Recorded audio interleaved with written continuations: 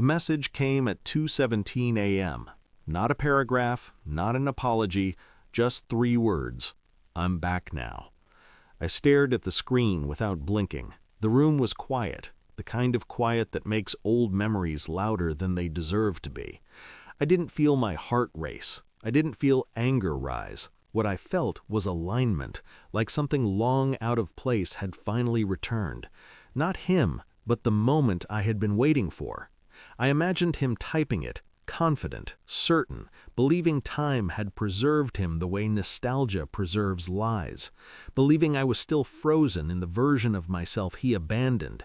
I let the phone rest face down. Outside, a car passed. Somewhere, someone laughed. Life continued, indifferent to the small collision about to happen. He thought love was a door he could reopen whenever it suited him. He had no idea it had become a mirror, and I was no longer standing on the side he remembered. He left without drama. That was his signature. No shouting, no explanations, just a slow withdrawal, disguised as distance, then silence. He told me he needed space, told me I deserved better than uncertainty. Then I found the truth folded neatly into someone else's life. Another woman. Not new, overlapping. Shared weekends, shared plans, shared lies that made me feel paranoid for sensing them. When I confronted him back then, he didn't deny it. He reframed it. It just happened. You're overthinking. I never meant to hurt you. Words designed to soften betrayal without undoing it. I remember nodding as if I understood, as if I accepted the logic of being replaceable. That version of me didn't survive. But he never noticed the change. He was too busy winning his freedom. Now, years later, he returned as if I were a bookmark, something he could slip back into the story whenever he felt like rereading the ending. He thought he still lived in my unanswered questions. He was wrong. I didn't reply.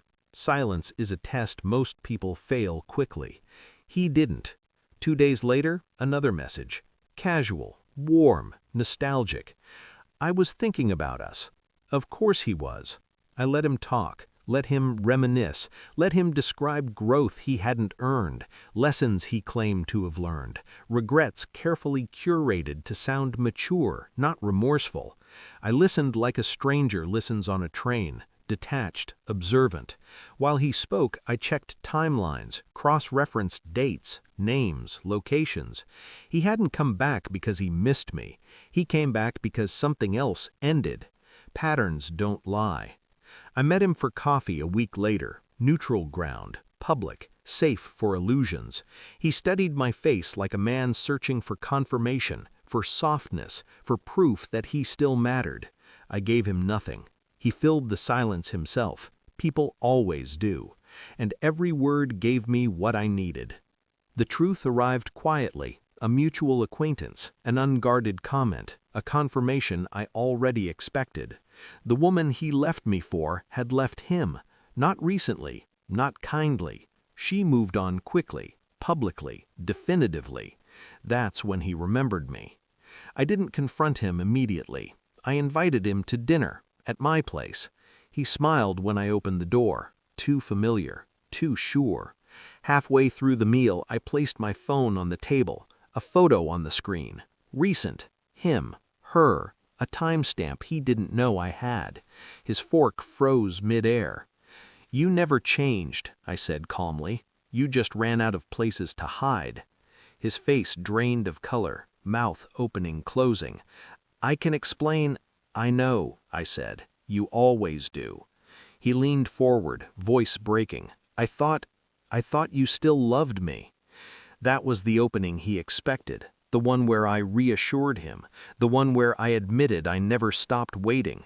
I stood instead, walked to the door, opened it.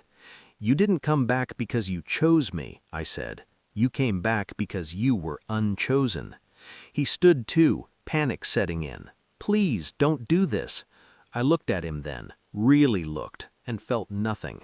I already did, I said. He didn't follow me to the door. He knew. Some losses don't need to be chased.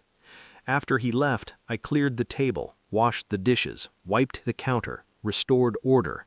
I didn't cry. I didn't feel victorious. Vindication isn't loud. It's clean.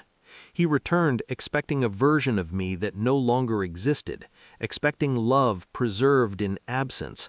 What he found instead was clarity. I didn't win by replacing him. I won by no longer needing to.